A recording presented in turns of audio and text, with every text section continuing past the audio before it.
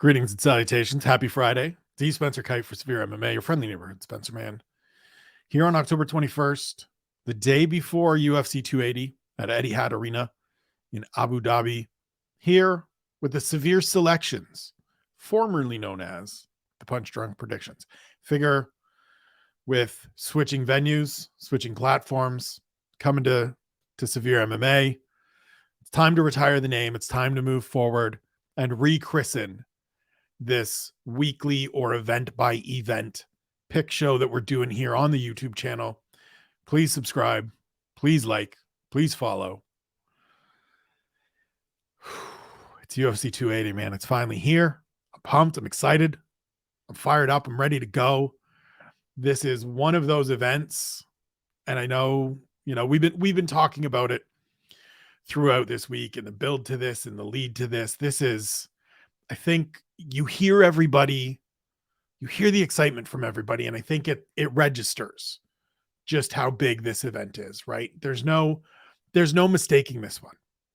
This has big fight feel, from the press conference to the media day stuff that has come out to just the aura around being in Abu Dhabi seems to have this stage set for tomorrow being a very special night. Now, as always, can't control what happens in the octagon. Things could go sideways. It could turn into an unfortunate night in terms of excitement or things like that. But with the lineup on tap, with the collection of incredible fights set to hit the octagon on Saturday, I don't think that's going to happen. I'm fairly confident in saying we're going to get a thrilling night of action. Now, will that mean we have success with the predictions? Again, who's to say? I like some underdogs this week, so that's always an interesting wrinkle.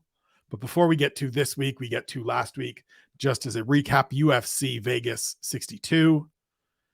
This is, to me, again, the sort of perfect encapsulation of how difficult picking fights and trying to get to that 700 winning percentage I spoke about last week is.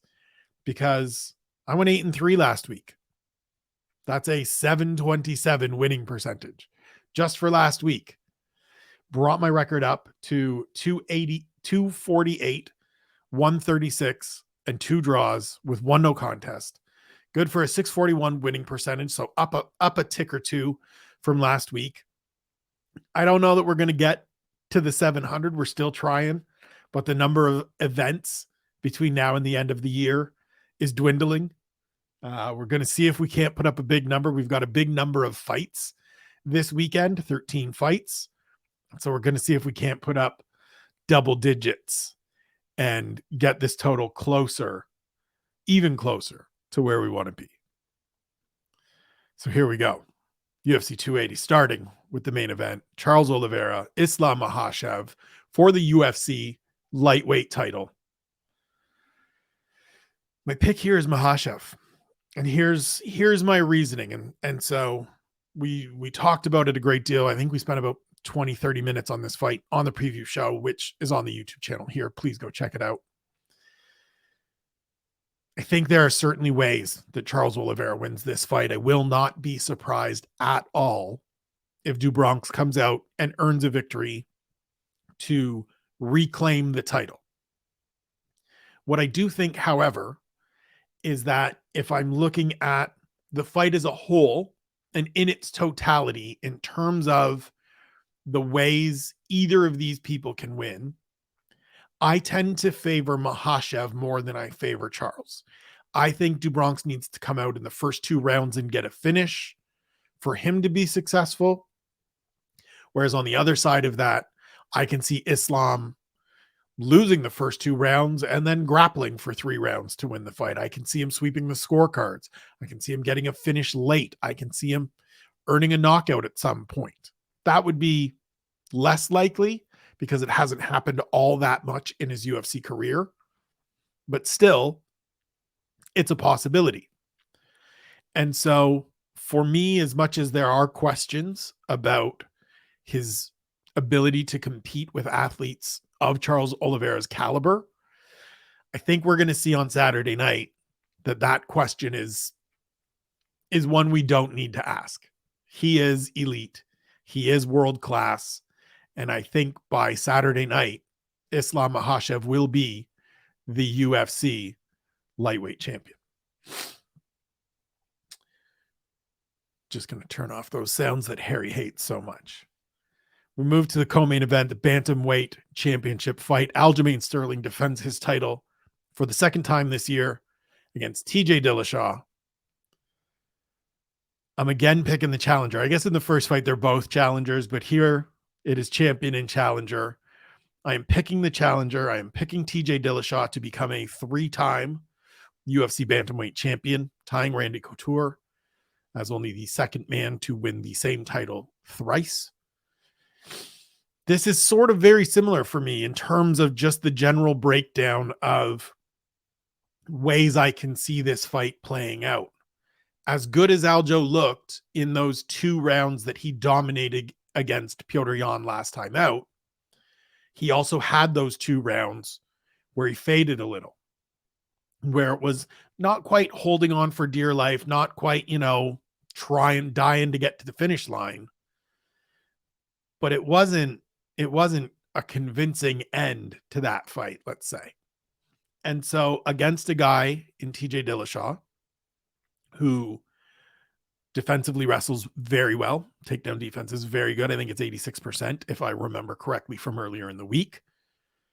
Moves well just in general in terms of his striking, in terms of his attack, in terms of his range management, his understanding of distance and angles and all of those things. And then has the greater offensive weapons in terms of the striking arsenal, right? As much as Aljo can strike, does throw some kicks from awkward angles and has continued to work on those things, it's not necessarily a strong suit. Whereas TJ Dillashaw is going to come out there and he's going to hit you with every kick imaginable, can switch stances, is equally dangerous, righty versus lefty, full complement of tools. And so again, similar to the first fight, similar to the main event, looking at this as a fight that goes anywhere from 10 seconds to 25 minutes, I lean Dillashaw because there's more avenues that I see him potentially having success. That doesn't mean I don't think Aljo can win. It doesn't mean that we won't see the current champion go out and have success. Just for me, as I break it down, as I look at it, I lean TJ Dillashaw. I think it's going to be a similar fight to that second Aljamain Sterling fight with Petrosyan. And I think in the rounds that were sort of up for that first round was up for grabs, and in the latter rounds that went towards Yan, I think the discrepancy is going to be greater than they were in that first fight, or that fight between Aljo and Petrosyan earlier this year. And I think TJ gets the job done. Speaking of Petrosyan, taking on Sean O'Malley, middle fight on the main card. This one's easy for me. This is Petrosyan all day, every which way. And I don't say that because I don't have respect for Sean O'Malley. I think Sugar Show is entertaining.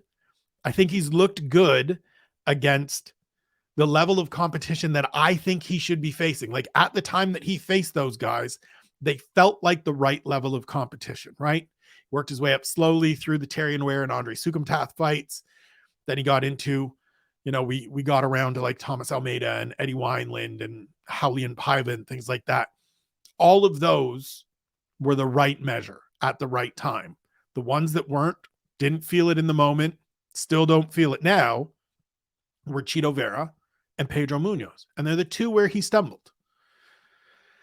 And so I just think that stumbling against Pedro Munoz and having, I guess, maybe even just a hiccup against Pedro Munoz, right? My scorecard, he lost the first round. Every scorecard, I believe, that was turned in, he lost the first round. Then we have the eye poke. There's not a lot to go on.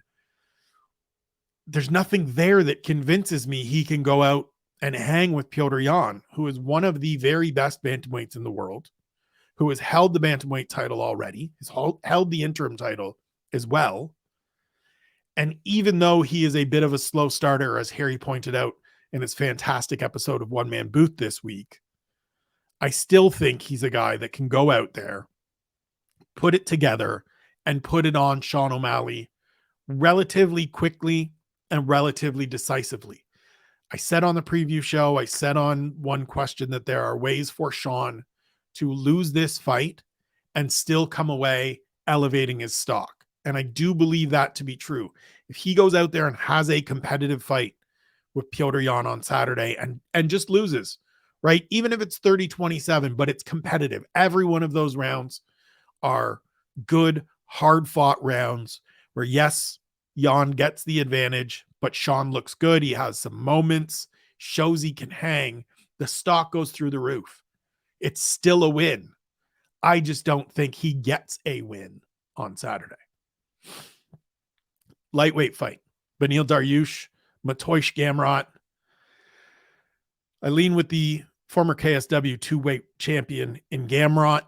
I just think that this is going to be a fight where we see athleticism prevail. And Harry talked about this on the preview show. So I'm sort of cribbing from him, but it's a very valid, it's what I thought going in as well. Beneil Dariush is ultra talented. He loves to fight. He's tough. He's developed sort of power and confidence in his hands and in his striking, and a willingness. He's always had a willingness to engage on the feet. That, coupled with outstanding Brazilian jiu-jitsu, makes him very dangerous. But I do think he is a guy that thrives in the right kind of matchups. And if you look at the two fights that he lost during that 3-fight stretch where he went without a win, it's Edson Barbosa, super athlete, and Alexander Hernandez, very good athlete, with a little bit of douche in there because he faked the glove touch and all of that stuff. And I just think that against a guy like Gamrot, who is a couple years younger, who is more of an athlete, more explosive, more dynamic. We saw that in the Saryukin fight. We've seen that in his 4 wins coming into this fight. It's not so much that there's more ways to victory, because I think both guys can win multiple ways. It's that in those moments where they are going toe to toe, whether it's on the feet or on the canvas, I favor the athlete. I'm going to almost always favor the athlete, because that's what we're seeing in the evolution of this sport, is that if skills are close to equal and talents are close to equal, then the thing that often wins out is athleticism. And athleticism translates into number of things, right? Speed, quickness, power, precision, conditioning, all of those elements. And so for me, with Dariush coming off, another surgery, another injury, or not surgery, another injury, excuse me, and another, stretch on the shelf. It's been a bit since he fought again. I just think that the 31-year-old Polish fighter, Mateusz Gamrot, is going to come out, get the biggest win of his career in the UFC. I don't want to diminish those KSW victories, and put himself in the top 5 in the lightweight division, to where he looks very promising as a future title challenger and a guy that's going to be hanging around the championship picture for the next couple of years. It's unfortunate, because I think Beneil Dariush had a path to a championship opportunity within the last even 2 years, and just timing and injuries and the way this division played out and shook out kind of cost him that, I think. And unfortunately, I think he gets turned aside on Saturday. The winning streak comes to an end, and it may not just be in the cards for him. He may be one of those guys that just doesn't get there. It's unfortunate. That's how these things shake out sometimes. Main card opener, flyweight division, Katlyn Chookagian, Manon Fiorot. Now that I'm looking at it, I'm going very heavy blue corner on the main card, because I am going with Fiorot. Again, this isn't a knock on Katlyn Chookagian, who I have the utmost respect for. I am someone that will champion fighters like Chookagian every time you give me the opportunity to. People want to knock her for the various things that she doesn't do, or some of the annoying things that she does, like key eye with every every strike that she throws. But look, to have this success and the longevity as a contender that she has had over the course of her career, both fighting now at flyweight for the last several years and even fighting up a division at bantamweight before that, that gets my respect. And that's something I think she deserves more admiration and more appreciation for. That being said, I think this is a little bit of a evolutionary fight in that Manon Fiorot is the bigger, stronger, and not height bigger, not reach bigger, but fuller, stronger, more athletic, more powerful of the two. And I think that's going to be the deciding factor. One of the knocks on Katlyn Chookagian is that there's no power, right? She's not hitting you with shots that are necessarily, they're making you back up because she's throwing a bunch of front kicks and she's sticking a jab in your face and she's very good with it. Very technical fighter. But you're not necessarily going out there and thinking, I can't take another one of these. I can't take too many of these. Whereas Manon Fiorot has shown she has the power to put you down. Now, she hasn't shown that in her last couple fights as she's worked her way up in the division. But the one thing she has shown in there, especially in the fight with Jennifer Maia, is that she can take you down if necessary. She throws more volume than I think Katlyn Chookagian does, not by a lot, but by a little bit. And there's just more snap to it. There's just a little more power to it. There's a little more crack to it. And I think in a fight that is going to be contested a little bit of everywhere, those power shots are going to be the defining moments.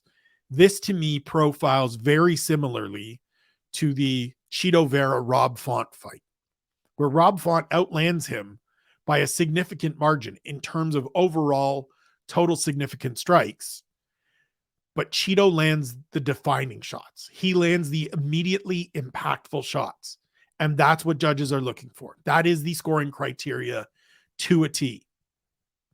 What changes the outcome of the round or has the greatest impact on the round here and now above cumulatively?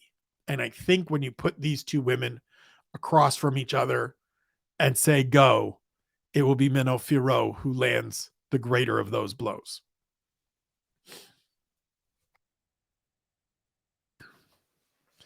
Move on to the prelims. Closes out with Beneil Dariush versus Sean Brady. This one is probably the one on this card that I have had the hardest time deciding upon. I love Belal Muhammad. I love the way he fights. I'm probably not as high on Sean Brady as some people. And yet I'm sticking with my trend of picking blue corner fighters. And I'm picking Sean Brady. I think this one's going to be interesting because I think we're going to see Sean Brady answer my question from Wednesday, from one question, which is he going to be able to make Belal Muhammad work backwards? I think he will. I think Sean Brady will actually look to grapple as a way of sort of off balancing what Belal wants to do and putting Belal on the back foot and making him be defensive, because that's the key. That's the trick. Don't let him get ahead of steam. Don't let him get coming forward. And even if it means Sean Brady is exhausted going into round 3, I think this could be a fight similar to his win over Michael Chiesa, where it's go out, get up 2, and then wrestle your ass off in the 3rd round and try to just make sure you don't do anything stupid. Don't get put in any really bad spots and get your hand raised. Move yourself into the top 5 in the welterweight division, and then keep working on that gas tank. Keep working on building that cardio and building that energy and building that ability to do the things that he does well, just for longer. Again, like most of these fights, I think there are paths to victory for Belal Muhammad. I think this could end up just being another Belal grind. He is that good at what he does. He is someone, probably right now, the foremost guy that knows who he is and how to fight to his strengths in any division in the UFC.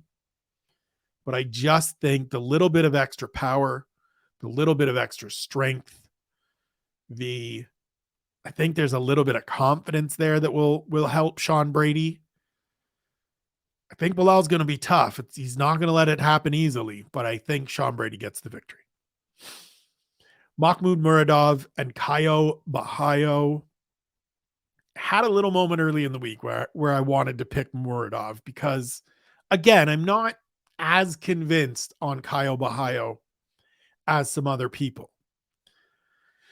But I do think the Brazilian will be able to do enough to get Mahmoud Muradov to a point where he's tired. And I think it's going to be kind of similar to Gerald Meerschaert beating Muradov last time out without the I need to survive a first round, because I think Caio Borralho is going to be able to wrestle effectively in this fight. And if he is able to do so, it will just start chipping away at that gas tank. That'll just keep dropping and dropping and dropping.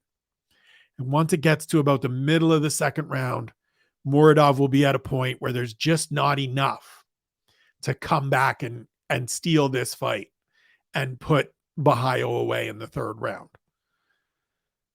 Again, I'm not as sold as some people. And this is an important fight to me because this is the first step up for him from facing Contender Series alums who are on this card, and we will get to momentarily. But I think he has enough and will do enough on Saturday to pick up his third win, to secure himself a place in the top 10 newcomers list at the end of the year, and another step up in competition next time out, where we'll get to ask the same questions against an even higher caliber opponent. Light heavyweight, Nikita Krylov, Volkan Oezdemir. I mean, I swear I'm not doing this on purpose, but I'm picking Volkan Oezdemir. I'm going blue corner one more time. I said on the betting show, So You Want to Make a Bet, that this feels a little bit like a hangover betting line from July in London. So both of these athletes were on that card. Volkan Oezdemir goes out and earns a unanimous decision win over Paul Craig in a fight where he was successful on the feet in the spots where he needed to be, and he basically wanted no part, understandably, rightfully so, of Paul Craig on the ground. And so it played out as a very sort of stilted fight, right? There were moments where they're in the clinch or they're striking and Oezdemir has success and he looks good, but there's also long stretches where Paul Craig's trying to draw him to the ground. He's trying to pull guard. He's shooting for legs. He's doing all these different things, and it just looks awkward because Oezdemir understandably said, I'm not even bothering. Part of the reason he said I'm not even bothering is because Nikita Krylov in the fight before that in London in March bothered, went down to the ground with Paul Craig and got himself armbarred. And so also on that card, later on that card, Nikita Krylov fought Alexander Gustafsson and knocked him out in about 46 seconds, if I'm not mistaken, maybe 42. And it was one-sided, and it was quick, and it was dirty, and it made you yet again think Alexander Gustafsson should probably hang up the gloves. That isn't the case. He's fighting over in St. Preux later this year. And so I think there's a little bit of inflating Nikita Krylov from that victory and maybe just, taking Volkan Oezdemir as the he's been around guy.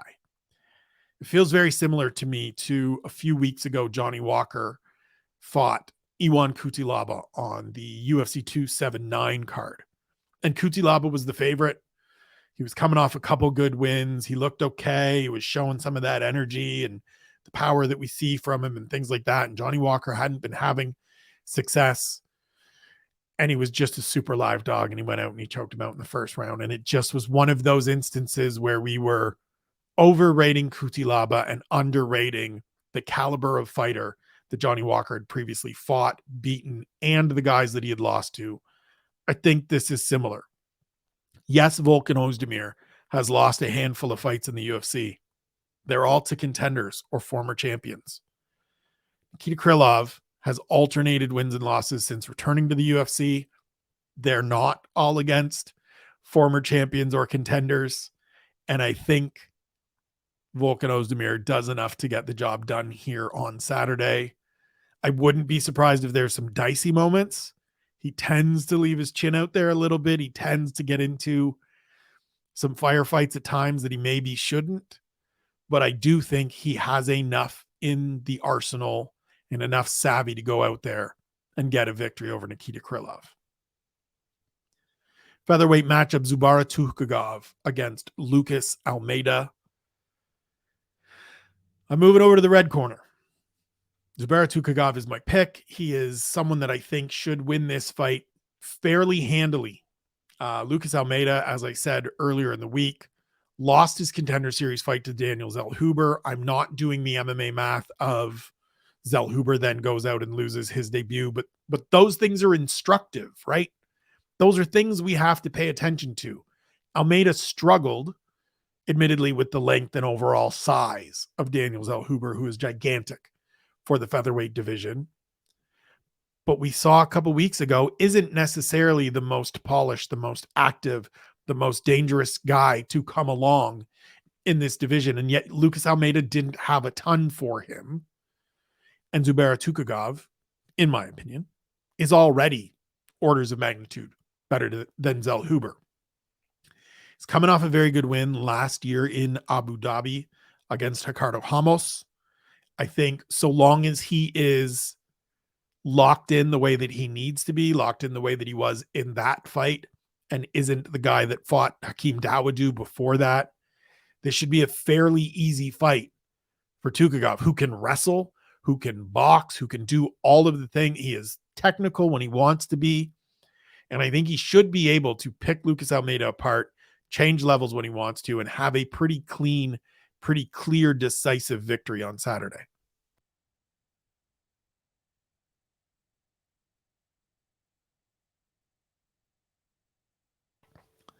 Welterweight fight, Abubakar Nurmagomedov and Omargadzhiev. We're going back to the blue corner. We're going underdog. We're taking Omargadzhiev. Now, I'm recording this on Thursday night. The weigh-ins have not happened. And so I'm putting a little caveat on this one because this is Omargadzhiev moving down to welterweight for the first time in his career. He has previously fought at middleweight. His UFC debut, as I mentioned earlier, was against Kyte Borralho. He's not a big guy, so I understand this move down. I don't think it's going to be any real struggle. I don't think this is going to be a case of he struggles to make it because he wasn't some guy that was, jacked up and, he doesn't walk around looking like Paulo Costa. He's not on the secret juice. He's somebody that I think should be able to get down to 170, probably through over the course of since that fight with Kyte Borralho, actually. Just figured out in that fight, middleweight isn't right for me, so I'm going down. And just stylistically, to me, this is a fight that really profiles as a bit of a coin flip. Both guys are good at kind of everything, but not great at anything. Omargadzhiev is a little bit more aggressive in terms of chasing submissions, in terms of getting after things. And I think that's going to be the deciding part, right? Nurmagomedov is a guy that he can, look, the last name is the last name. Dude can wrestle. Dude can take you down and keep you on the ground when he wants to. But it's not the high-end version. It's certainly not Khabib. It's not Cousin Umar. It's somewhere below that to where David Zavada beat him in his debut in the UFC. And so there's something about this one for me that I know this isn't technical or analytical. I just got a little bit of a feeling here that this is not the right spot for Abubakar Nurmagomedov.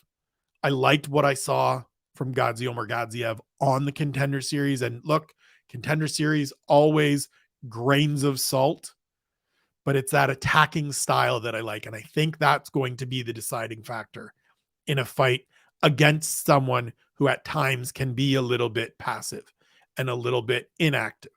And so we're taking the upset, Omargadzhiev. Middleweight clash of Contender Series Season 5 alums, Armen Petrosyan versus AJ Dobson. We're sliding back to the red corner. I think this is a Armen Petrosyan victory. I think this is a fairly straightforward Armen Petrosyan victory. He looked pretty all right in his debut against Gregory Rodriguez, who has subsequently looked pretty all right in the middleweight division. He had moments, especially in the third round of his fight with Caio Borralho.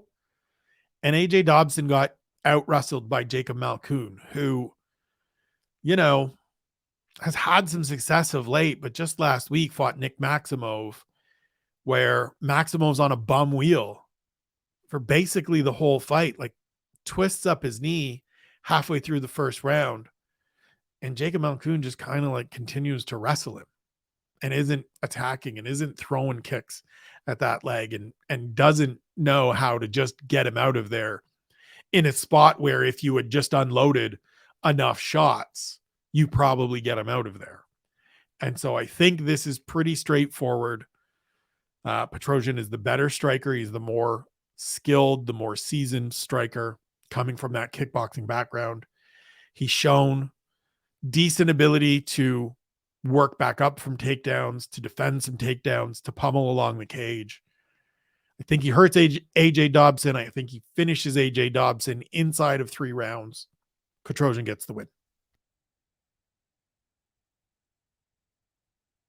Excuse me. 2 more fights to go. Flyweight fight. Muhammad Mokaev, Malcolm Gordon.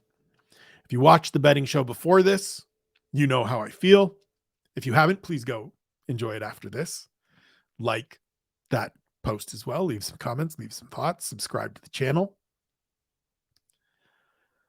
I don't think this gets out of the first round. I think Muhammad Mokaev is the best prospect in the UFC right now, with all due respect to Mr. Bo Nickel. Part of that is just age.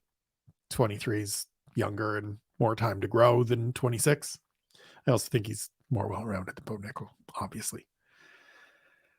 I hate having to always pick. Like, I feel like I always pick against Canadians. And so Malcolm Gordon is the lone Canadian on this card. And here I am saying he's not going to last 5 minutes. But Mokaev is just that good. And it's one of those things, and it's not just playing the results of Amir Albazi and Sumar Darji got Malcolm Gordon out of there inside of a round. And so Mokaev is better than them or as good as them, because I think very highly of Amir Albazi. It's just the dynamics of this fight, right? We haven't seen anything from Malcolm Gordon in his UFC tenure, his 4 fights to date, that makes you believe he's going to go out there and has a whole lot of anything to offer Mokaev. So Mokaev winning feels like a pretty foregone conclusion. It's why he's minus 1,200 as a betting favorite. I mentioned the doesn't get out of the first round because that's the way Mo wants to fight. He wants to go out there and have fights like his debut against Cody Durden, where it's throw the flying knee and catch him and then grab onto a guillotine as he's trying to slam you into oblivion. And so I just think that with the aggressive style, with the way we've seen Malcolm Gordon get caught already in the UFC, Mokaev goes out and does the same on Saturday to get his 3rd victory and continue trying to make that march toward John Jones's record for being the youngest champion in UFC history. Last one, open the show, and then I go get some hot tea and a couple of lozenges to deal with this froggy throat. Karol Rosa, Lena Lansberg, women's bantamweight division. I'm going upset. I'm going back to the blue corner. This is another one of those ones of just something feels off for me about Karol Rosa. Could be totally wrong. Wouldn't be surprised if I'm totally wrong. Almost expect to be wrong. But I just think Lena Lansberg is the kind of unrelenting, experienced veteran who's going to be in Karol Rosa's face from second 1 and say, look, you're just going to have to beat the hell out of me. If you want to beat me, you're going to have to beat the hell out of me. It's going to have to look like my fight with Pani Kianzad earlier this year, where she just jabbed the hell out of me and won the vast majority of these striking exchanges because I'm not going anywhere and I'm going to try to back you into the fence and smash you with elbows. I'm not sure that Karol Rosa can do that. I'm not sure what the one-sided didn't have a lot to offer Sarah McMahon loss does to her. And so I'm just going to take a side with the underdog in this one. Call it a feeling, call it a hunch, call it, if you're looking from the betting side of things, a plus 250 dog that put a little sprinkle on the betting show.